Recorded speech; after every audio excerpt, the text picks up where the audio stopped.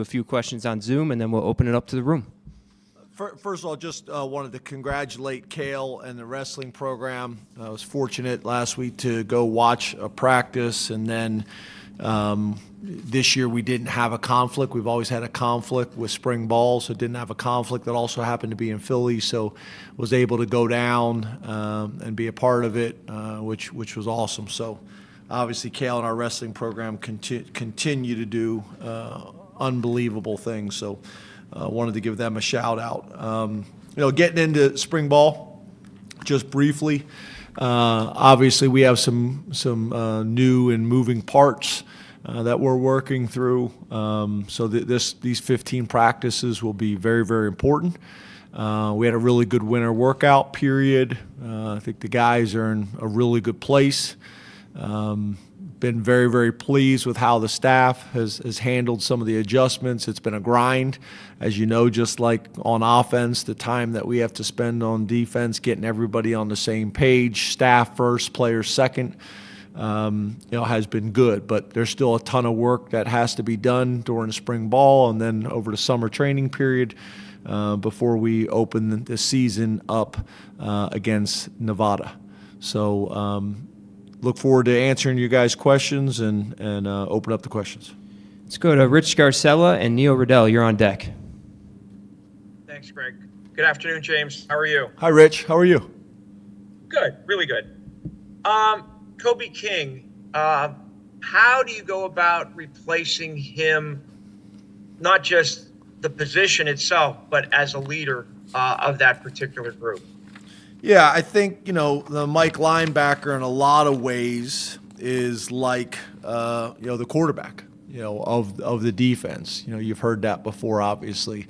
But then also when there's a guy that's been doing it for several years and a guy that just has such a good feel in the box of defeating blocks, slipping blocks, anticipating runs, playing downhill, just a very, very productive player that really ran that position. So it's going to be a heck of a competition. We got some guys like DeLuca and Rojas that have a ton of experience.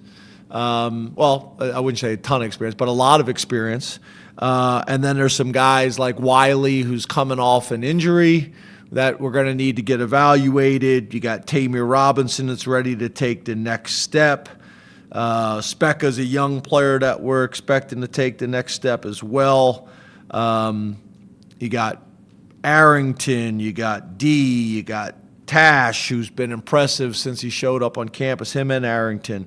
So there's a number of guys. Kari Jackson is a young guy ready to take the next step. So there's a number of guys, but right now I'm not sure how it's going to play out. One of the things that I think helps is we're probably going to go back, I think you guys know this, go back to my Vanderbilt days and then some of the days, some years when we've been here a little bit more than others, but we'll probably base more out of a 4-2-5, which I think also helps with that. That doesn't mean that we still won't go sub-package and go to a 4-3 when it makes sense, when it puts our defense and our team in the best position to be successful. But we were always a 4-2-5 coming to Penn State, and then you get to Penn State and you got really good linebackers and it's LBU. Then some years it didn't necessarily make sense doing that. And then obviously with some of our youth and lack of experience at linebacker, this is a way that I think fits our personnel this year and also fits, with what Jim has liked to do in the past. And obviously these were a lot of our conversations before him coming here. Let's go to Neil Riddell, followed by Frank Bodani. Hey, thanks, Greg. Hey, James. Hey, Neil. Hey, I was curious, how will you approach the workload for your kind of established veterans, Drew, Singleton, Allen, Nittany, those guys that are really, kind of know what they can do, right? Is it a question or a statement? Maybe a little of both. How will you approach those, Yes, sir. your veterans? Yeah, Caught me. Caught me. What was the last thing you said? You caught me. Yeah. Very similar to what we've always done in the past with our established guys. You guys saw it with Olu Fashanu. Like with our established guys who've played a lot of football, we will modify their reps. It's a fine line because they still need to get better. That's why they came back. So we need to be smart about that. I also think it creates an opportunity for the guys that are behind them that are competing for more significant roles. It gives you a better evaluation on those guys as well. But for our established guys, we talk about it as a staff. We go around each position. Coach will talk about what his plan is for what guys, make sure that we're on the same page, how I see it as well as how they see it. And then we'll implement that during spring ball. We did the same thing with Tyler Warren last year. So I would say there's probably about one if not two guys like that at every position that will have some form of a modification this spring and really in training camp as well. Let's go to Frank Bodani, followed by Johnny McGonigal. Hey, good afternoon, James. How are you today? Good. How are you, Frank? Wonderful. Thank you. I'm always impressed with the consistency of your hair. Oh, my goodness. Combination of haircut, and I think we've talked about mousse in the past. Isn't it what you use? Mousse, isn't it what we've talked about? Or is it gel? No, that would be gel. Gel, I'm sorry. But the consistency is impressive. You're a little envious considering your situation. I agree. Like it was the same thing that happened, at the Notre Dame press conference. Like people thought I was taking shots. I was not. I was envious of his hairline, just like I'm envious of yours right now. Okay, no shots, but I do want to ask you about Drew Aller, if I may. You just want to start talking about what you got on the call for, not your hair. I'm gonna forget if I don't. I get it. I apologize. Okay, so your senior quarterback, what is his next step as in development wise, and particularly with this spring, what are you looking for from him, from Drew, as improvement, or just how can this spring, do you think, help him the most going forward specifically? Yeah, so a couple things. I think number one, I get this question a lot about a lot of players or on offense and defense. A lot of times it's not like one thing. And I would say that's the case with Drew.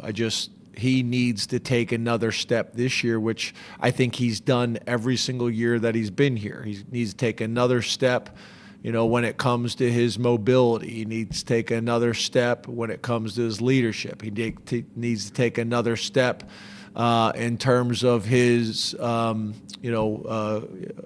his completion percentage. Needs to take another step in terms of his touchdown and interception ratio. It's really all of it. There are some things that me and Drew have had some conversations with Danny O'Brien that those conversations will stay between us. But I would say, just being transparent with you, I will say I don't think it's one necessarily specific thing.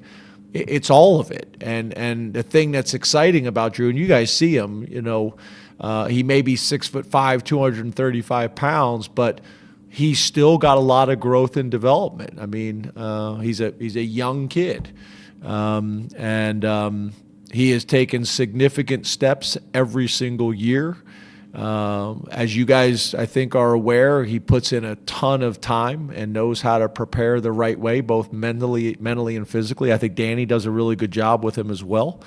I think the room challenges him as well. I also think when you bring in new pieces, like the two new wideouts we brought in, that puts him in a position to coach and get those guys ready. So all those things. But I wouldn't say one specific area that I'm looking for him to grow in. Let's go to Johnny McGonigal. Happy spring, James. How are you? Good, Johnny. How are you? Good. At the wide receiver position, James, Devontae Ross, Kyron Hudson, some newcomers, even redshirt freshmen. How do you think they took to winter workouts from your conversations with Marcus? And how do you and Marcus feel about that room, that group, going into spring ball? Yeah, as you know, you guys have saw like the competition winners and things like that we post on social media. But we don't have footballs really involved. So to really judge a wide receiver before you've seen them, at practice and running routes and creating separation and one-on-ones and making contested catches and catch percentage and catch radius and those types of things, it's hard to say. It's just hard for me to say that. In terms of their attitude, in terms of their work ethic, in terms of their demeanor, in terms of their fit in our locker room, all those things have been really good. In some ways, I would say recruiting guys like Ross out of Troy and schools like that, a lot of times those are exciting because no knock on any other school or any other place, but we just have a little bit more resources. So those guys have a chance to develop a little bit more than when you go get a guy from a similar, type program. So it's been interesting to watch those guys grow. They've been awesome. And I know they've been a hit with their teammates in terms of kind of just how they've been in the locker room. So we'll have a better idea. You guys will have a better idea after today. We'll talk about that at the end of this press conference. We'll talk about that in more detail, but we'll all have a better idea after spring ball. Let's go questions in the room over here on the right. Mark? James, I just wanted to acknowledge we have an empty seat back there where Lou would usually be, and he'll be missed in this room. I wanted to ask you. I agree, and Yeah. I'm glad you brought that up. I'm Yeah. glad you brought that up. He's always monitoring all of us, so it was fun to have him here, and he'll be missed. Yes, sir. Yes, sir. I appreciate you saying that. Yeah, with respect to the team, can you tell us about the availability of Rojas and Rapp, and maybe even Donko for the spring? I saw that Rojas was in a bit of a sling, and we obviously know the other two guys weren't available for much of last year. Yeah, so I don't want to speak in terms of the length of spring ball because I don't know exactly how that will play out, but they will not be fully available in the beginning of spring ball, and we'll just see how that goes. It's hard to say.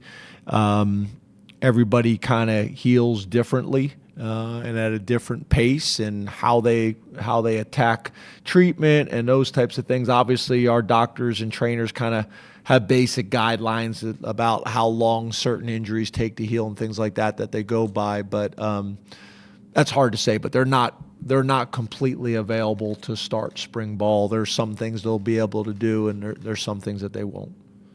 In the front, Audrey? Hey, James, how are you? Good, Audrey. How are you? Good, thank you. I wanted to go back to Ross and Hudson a little bit, if I may. What kind of initially excited you guys about both of them as you kind of went through the process? What are maybe some of the traits or attributes that stood out? Yeah, so Hudson, I'll start with him. Like, he's just a guy, comes from a great high school program, played at a big-time college program, had success at this level already. But the other thing I will say about him is, like, whoever you talk to from his high school, whoever you talk to from his previous institution, and on our current team, everybody just loves the guy. Tremendous work ethic. Obviously made some big-time plays. Everybody saw the huge catch he made against LSU, the one-hand catch. So he's done it at this level before.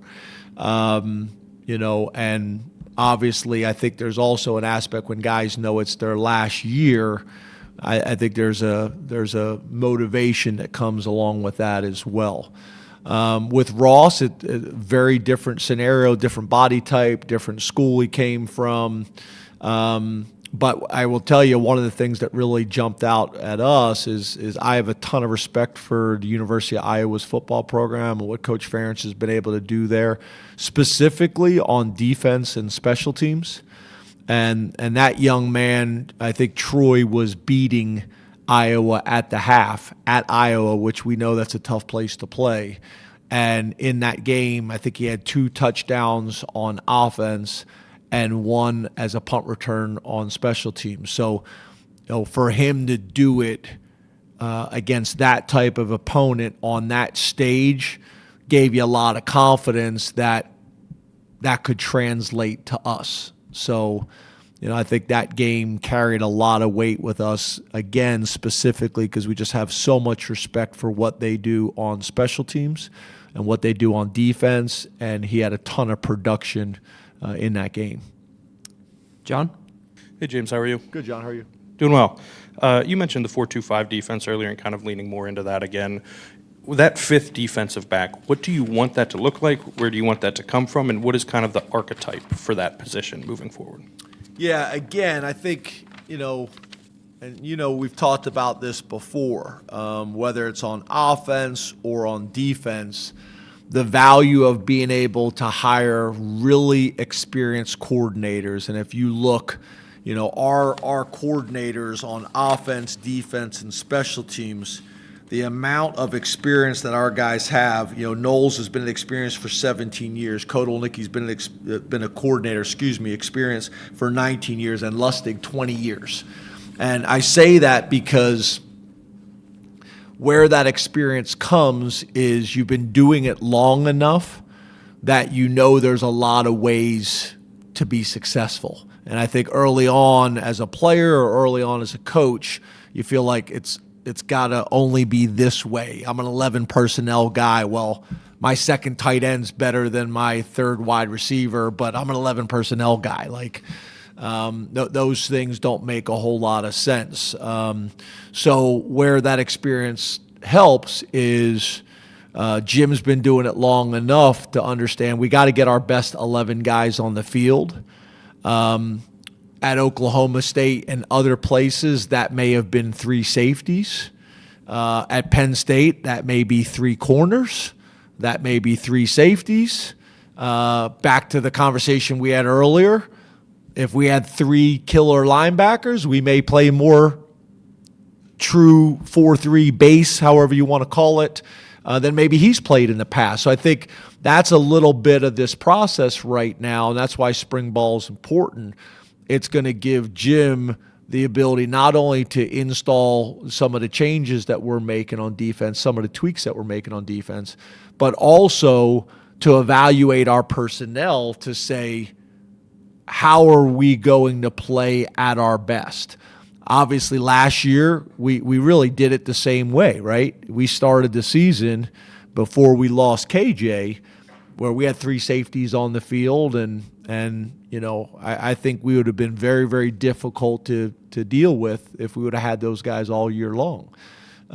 So that's going to be the process this spring, is saying, okay, where are those nickels going to come from? I would say our list right now is coming from both the corner and safety room. Again, just based on the argument, how do we get our best 11 guys on the field and play to their strengths?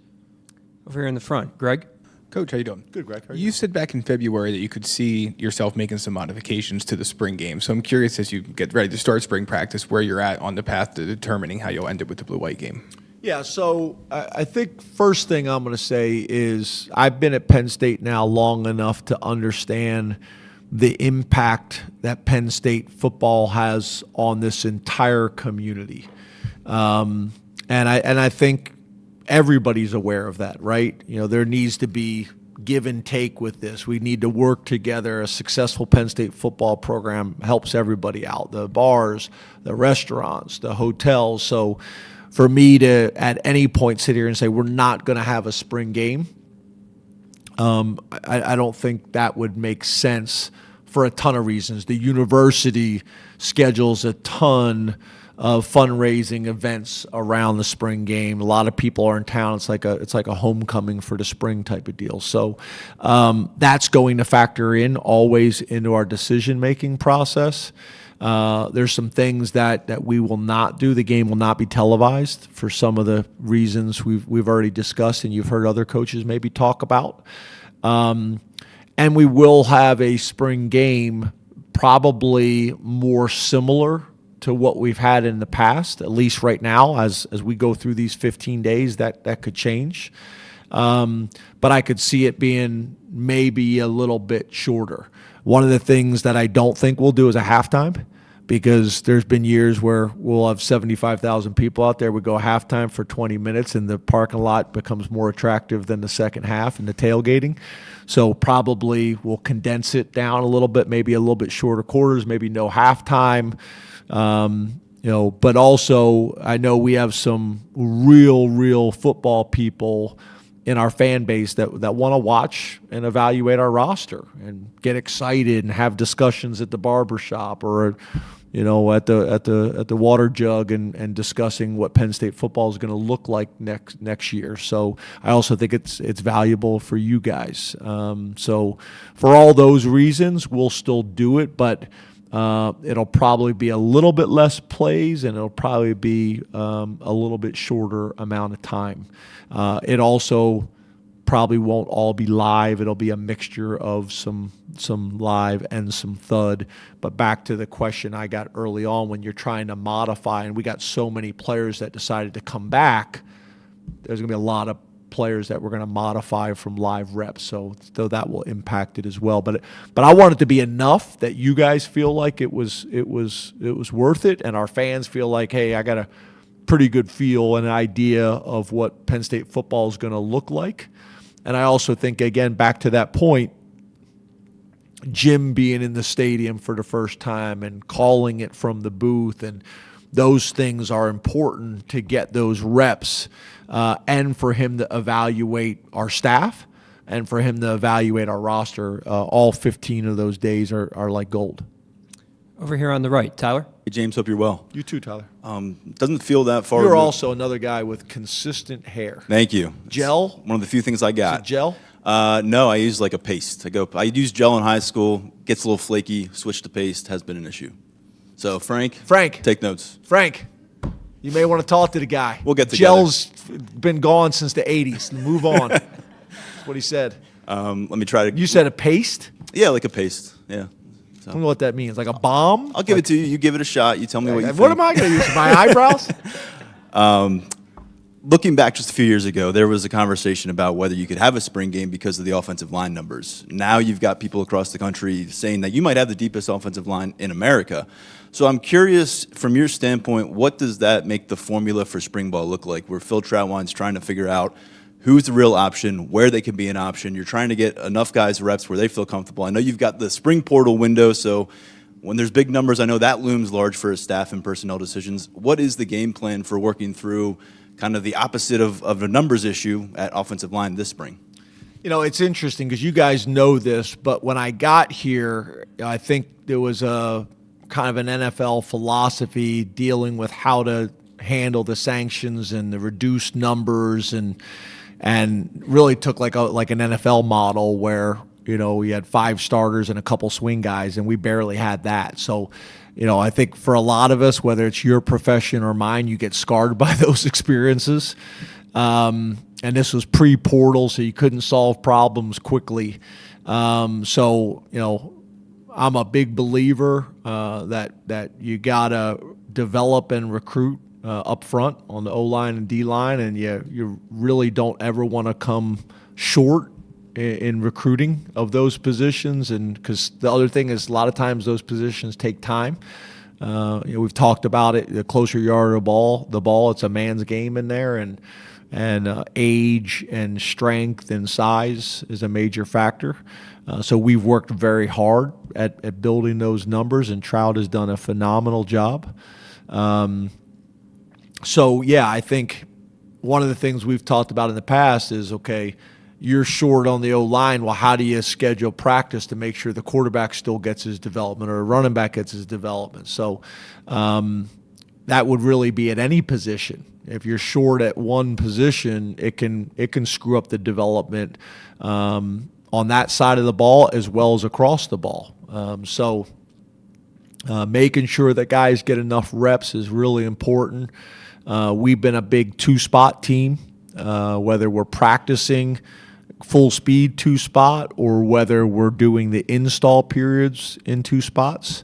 We will make sure everybody has a chance to learn and get reps. And to me, you learn best by doing, not watching. So we'll do that as much as we possibly can. But then there also may be some periods where we say, okay, we're not comfortable going live, with the 1s and 2s, but we got a bunch in 3s and 4s that we need to evaluate, and some are just young guys, so we may go live with them and do some scrimmage periods with those guys.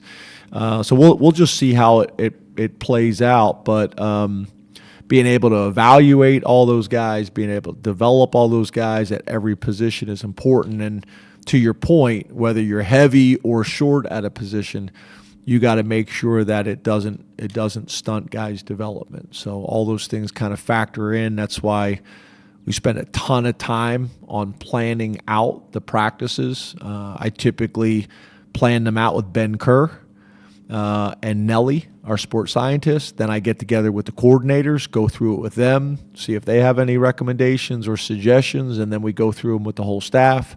And as you know, we pretty much have all 15 set, but then we'll tweak them as we go based on what happened the previous practice, what we need more of, what we need less of, those types of things. But we're in a good position right now. I like the plan. I'm excited about what we're going to do, how we're going to approach it.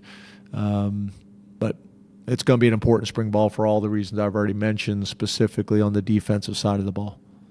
Front left, Mike. Hi, James. Hey, Mike. As you know, April 7th, Judge Wilkins going to probably approve the NIL agreement.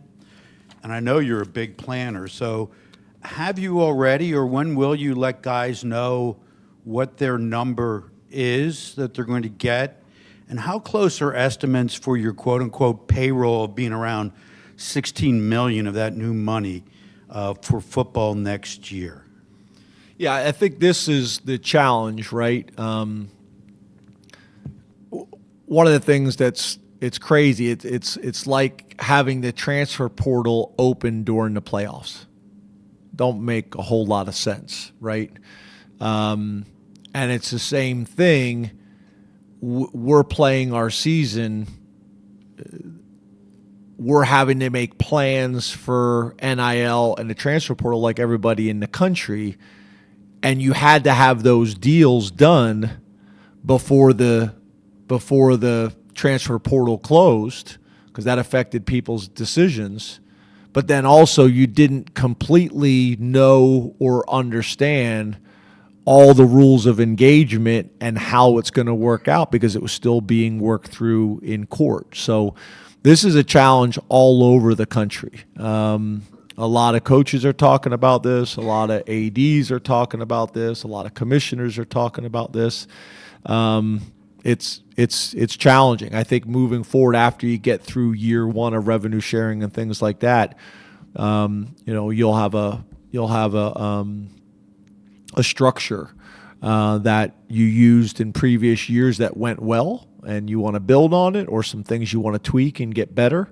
But that's, to your point, that's why this is so challenging, is you're having to make decisions and you're having to move forward really before you have all of the information and all of the guidelines. The decisions are still being made today, not only in the courts, but also with commissioners and the AFCA and all these things. So very, very challenging. But I think your question is a good one. Obviously, I'm not going to get into the specifics and the details of those things, but that's what's made this so challenging. Is it's not like right when we decided we were going in this direction that all the rules were mapped out for everybody, and the guidelines, they're still changing as we speak. So it's been an interesting year for everybody.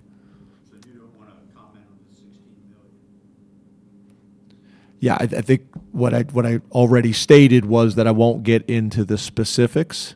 And right now, obviously, all these things are still being worked out through the courts and everything else. Yeah, so I think I already answered that question. In the back, T. Frank. James, all the way back here. Hey, T. Frank. Hey, also jealous of everybody's hair, as the only other bald man in the room. Hey, by the way, I'm jealous of how clean you get that. I can't seem to get the same level of... Do you shave every single morning at 4:45? No, definitely not. That would help. It's a pretty easy solution. Every morning. Do it every day. Too many Sunday cuts. off. Give your head a rest on Sunday. Sunday's the day of rest for the scalp. Got it. I want to ask you about your passing game. How often do you shave? Every third day, maybe. It's obvious why. Fair enough. All right. That's fair enough. Your passing I'll game. send you a picture of the starter pack on my sink every morning at 4:45. All the different things that I do and use. Okay. And I'll send you a picture of me and Shola. Shola's sitting on the sink when she was little with shaving cream, doing the same thing. You want to ask your question now? I do. Shut I up? do, if that's all right. Although I am interested. Your passing game, as opposed to the running game, most of your offensive line, running backs are returning. With your passing game, a lot of Tyler Warren's production and your receivers left this offseason. So I guess at this point, how much have you planned, or how much of the offense do you know, like what iteration it's going to be this year, and how much do you still have to learn through spring football to have a better idea of who's going to be part of that and maybe where some of those targets are going to go this year? Yeah, good question. And again, I think that's similar to what we talked about on the defensive side of the ball, and Dan is figuring those things out. To me, I look at it as an exciting time. And if I'm a wide receiver or a tight end, I'm excited because Tyler Warren had how many catches last year? 102, I believe. Those catches got to go somewhere, right? So, if I'm wide receivers, I'm excited. If I'm tight ends, I'm excited because that production needs to go somewhere. And I think we've talked about this a little bit in the past, right? Like, the interesting thing is the wide receivers need to understand they're not just competing with the wide receivers, they're competing with the running backs. Like, who's going to get the touches? They're competing with the tight ends. Who's going to get the touches? The tight ends are doing the same thing. They're competing with the other tight ends, but they're also competing with the other rooms, the receiver room, the running backs for touches. And at the end of the day, we got to make sure that we're getting our best players the ball. And I think the other thing that we're going to have to do is we're going to have to make sure we have enough of those people. Obviously you got two proven commodities in the backfield behind an offensive line to the point you're made. Well, who's going to be the guys that step up in the tight end room? Who's going to be the guys that step up in the wide receiver room? And that's going to be very, very important for the development of our offense, for the development of our team, and for us to take another step this year. It's a fine line because Tyler Warren made it very obvious that he should get the ball. But I'd also make the argument if you had a Tyler Warren and wideouts, then that's going to be even more difficult to defend. And we had some really good wideouts who did some really good things, but what I'm talking about is guys that everybody in the league, are concerned about and scared of. That's going to be important for our development. And I think we're going to have to do that through development of the wide receivers. We're going to have to do that through the development of our scheme. We're going to have to do that through the development of our quarterbacks. Obviously, a big part of that is going to come off of our play-action pass, which should be a strength of ours that puts the defense in conflict. They're concerned about our running game. So those things help, and they need to be complementary pieces. But, the interesting thing is we've had years where KJ Hamler was the guy that we were going to get the ball, and Jahan Dotson was going to be the guy, and Deshaun Hamilton was going to be the guy, like guys that we're going to say these guys need to touch the ball a certain amount of times per game. So we've had it in years past, and we need that again. And whether that's 3 wideouts or 2 wideouts or whatever it is, we need that with the tight ends. Obviously, we have a similar conversation at the tight end room. That room is produced, pretty consistently, but there's still a big question mark when you lose a guy like Tyler Warren. There's a question mark there as well. So that's what spring ball's about, is installing all these things that we have in our offense and defense, and then trying to kind of have an idea to figure out by the end of spring what our identity can be and should be going into the fall. and making sure as coaches that we are not forcing the identity that we want to have on our team and on our positions. Back left, Allie. Hey, James, how are you? Hey, Allie. When you look at the $50 million investment from West Shore Home into the stadium, and also the way that Pat Kraft has talked about being fully committed to revenue sharing, whatever that ends up looking like, what confidence level do you have in Penn State's ability to compete as college football continues to change? Do you feel like that alignment is still moving in the right direction? Yeah, I think it's obviously there's challenges with all of these things, right? But I think Pat has done a magical job of pushing and being aggressive, like I talked about, a Big Ten linebacker, but also having all the conversations and showing respect for all the parties out there, with some challenging and difficult decisions. But having relationships that we have developed with people specifically like BJ and West Shore Homes goes a long ways.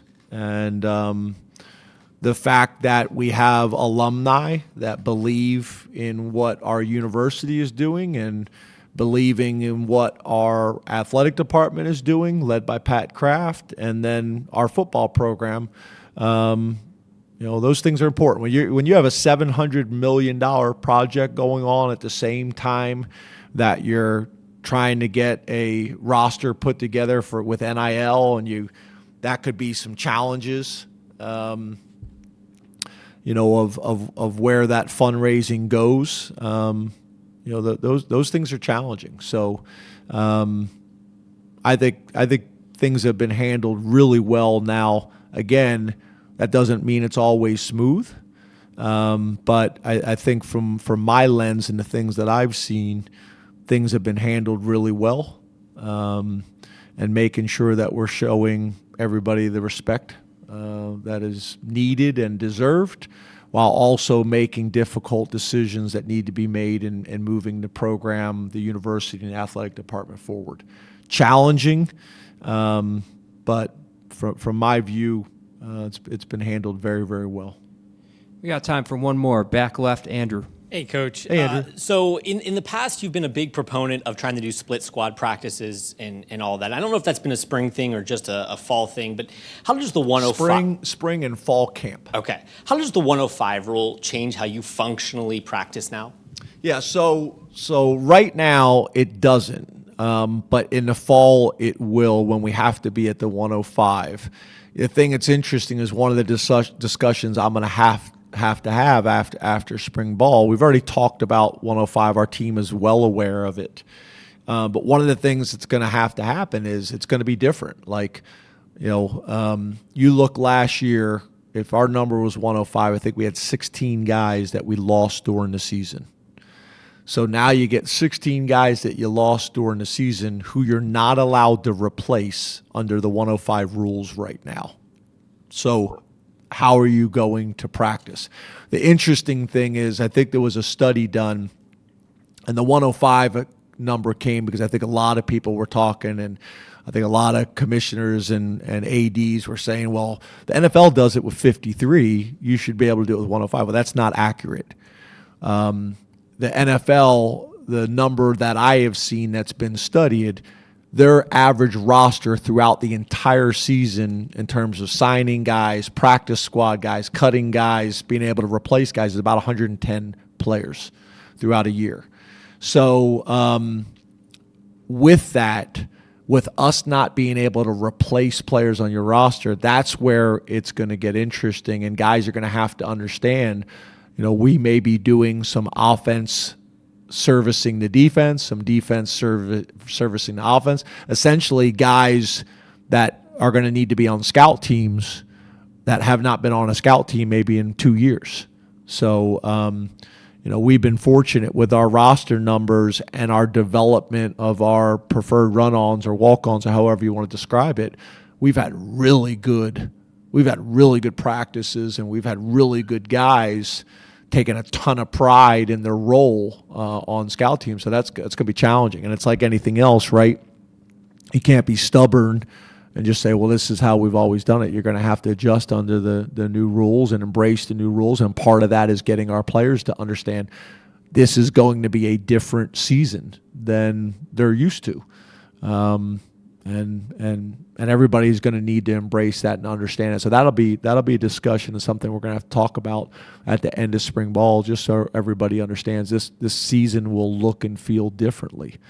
So it's going to be interesting though, because there's going to be some people in that 105 that have some real challenges, and then you're not able to solve that challenge. So I remember a few years ago, I think Maryland had lost 4 quarterbacks. And they had taken a linebacker who played quarterback in high school, or playing him at quarterback. As we all know, the TV contracts and TV deals factor into this.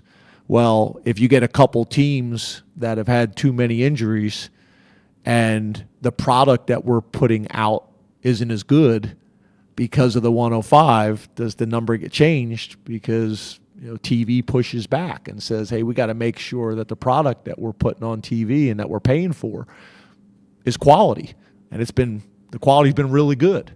So these are all the things that are going to be interesting. But again, just like Mike's question about revenue sharing and the court and things like this, is the first time we're going through it. So we can have plans and ideas of how we think this is going to go. But until you actually go through it, there's going to be things that we're learning and adjusting on a day-to-day basis. Thank you very much, Coach. Did you want to talk about practice? Oh, yeah. So we're going to do something to open spring ball that we haven't done in the past. Are those guys still on? Or did we cut them off? Could you open back? Sorry about that. Yeah. You guys maybe can message them. We're going to open up spring practice for a bigger window of time. I shouldn't say spring practice, but today. So I didn't want you guys to show up and there's people in there and you didn't know. So, Greg, you want to go through the specifics? Yeah, so I emailed you guys today, but 5:10 we'll open up practice. It's going to be periods 1 to 8. And, just a reminder, when we do things like this, it doesn't mean we're going to continue to do it every single year, but it's, a good opportunity for you guys to see practice a little bit more. And, just a good opportunity for you guys. And, in the future, just don't expect it every single time. Make sense? Just opening a bigger window for you guys to watch practice, especially this time of year when it's not game plan specific and we're comfortable. I still ask you guys to keep your pictures and your video tight, because there are some scheme things in there that we prefer not out there. I'd also ask you guys to police each other and some of the young student reporters and things like that, because whether it's fair or not, if one person messes it up, then it messes it up for everybody. And there's been times I've wanted to do things like this, and I don't do it because somebody messes it up, or like to Greg's point, then it becomes the expectation. So like next year, this time of year, it'll be 3 periods, and people are like, well, how come we don't have the 8 periods like we had last year? Like, we just made this decision for today, and we'll see how it goes, and I hope it's in everybody's best interest. Welcome. All right, thanks, guys. Thank you.